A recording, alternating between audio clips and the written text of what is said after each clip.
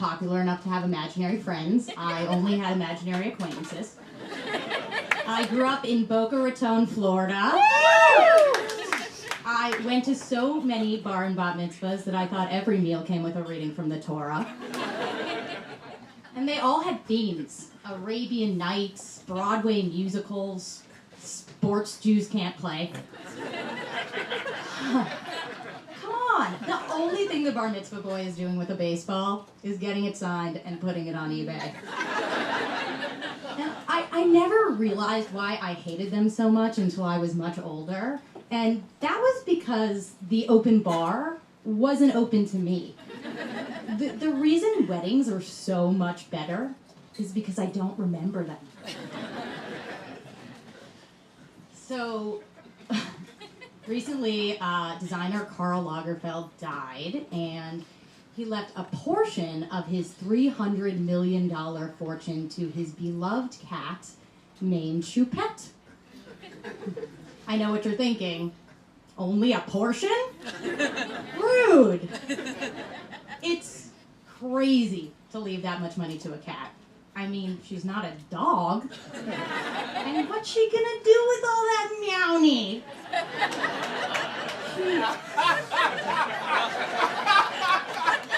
She already has an iPad, or iPaw, if you will.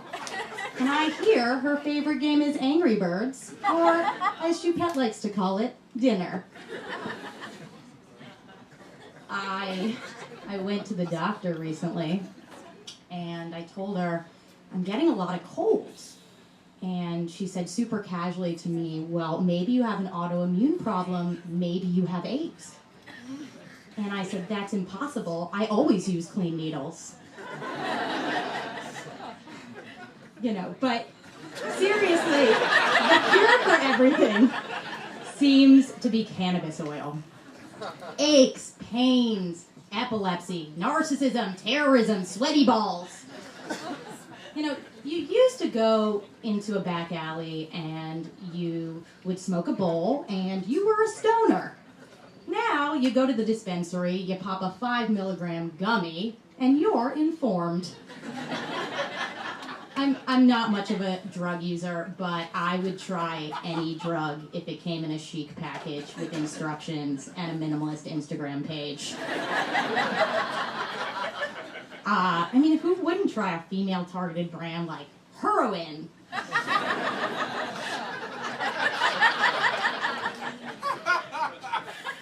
Dating is like musical chairs at my age.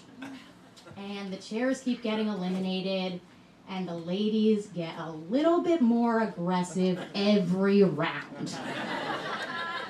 And then they don't care if the last few chairs are old or broken, just as long as they're still hard enough to sit on.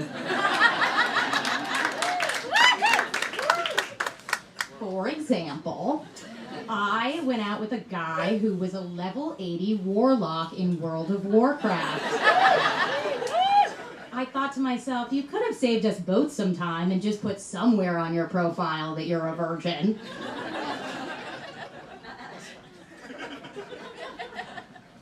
I was recently on jury duty, and the case turned out to be related to controversial rapper Tekashi 69. The only thing I knew about Tekashi 69 was that he had beef with Chief Keef. And Chief Keef is from Chicago, and I have been to Chicago.